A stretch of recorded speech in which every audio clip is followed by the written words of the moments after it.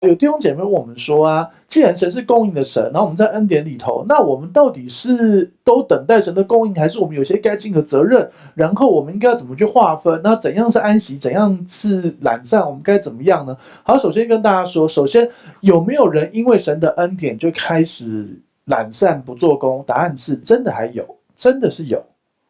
我们在实物上牧养经验上面，真的发现有些弟兄姐妹说啊，神不是叫我不要做吗？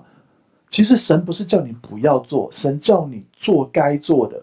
然后很多时候该做的事是休息，但是不是一直休息。好，所以意思是什么？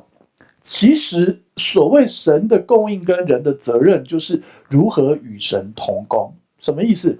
我发现常常是这样，比如说以财务的部分来说，好，你有哪些技能可以让神来祝福你，使你蒙福呢？比如说这个人完全不去工作，他就赖在家里。圣经上也有平行经文怎么说？他说：“这人若不工作，就不可以吃饭，所以他要去吃面。”当然不是这样啊，而是你要做自己该做的事，然后神透过你手所做的工来祝福你。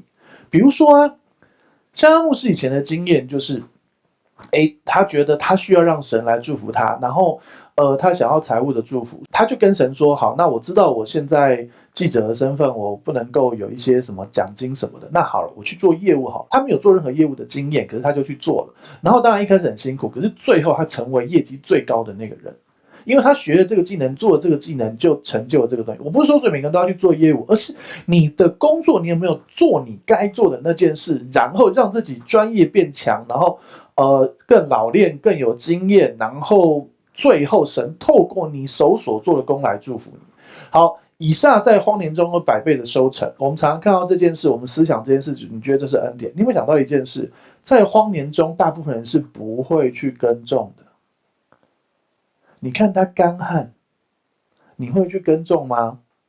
因为那个种子也是可以吃的，你知道吗？荒年中把种子拿来吃，感觉最少这一餐有得吃啊。结果他去耕种，那个种子就会不见了，当然种在土里就会长出来，就不见了。有可能不长出来，那怎么办？所以以撒是一个被神引导的去做这个正确的事情，在荒年中有100倍收成的人，然后在荒年中有100倍的收成去卖，可能会变1000倍的收入。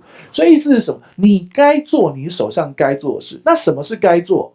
你是学生就好好念书，你是家庭主妇就好好家管，管理好你家里的事情。那当然，你们夫妻讨论各样的事情。然后呢，如果你是上班族工作的人，你会说啊，那刚才香港牧师说特别去做业务，要不要去做业务？没有啊，你也可以就是做好你现在手上做的事，然后尽力的去，应该说为做什么是为主做，不是为人做。然后你在做的这个过程里头被神引导，然后神会教你怎么调整、怎么改变。那当然，这就开始又引申到下一个问题，就是听神声音的问题。所以当然我们恩统教会，你去搜寻恩统教会空格听神声音，或者是请听神。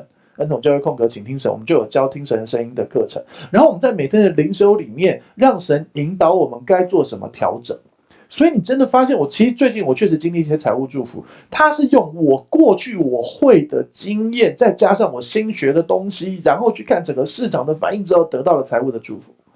所以我也祝福弟兄姐妹，我们不是懒散的每天在那边吃吃喝喝，然后就混日子，而是用一种安息的态度，该工作的时候工作，该休息的时候休息，然后被神引导，不在恐惧里面行事，乃在服侍神的态度，然后被神引导的那种安息的态度去做，然后你就会做正确的选择，然后就会进入那个上帝要给你的成功，上帝要给你的健康、平安、喜乐、美好的关系。希望也回答你的问题。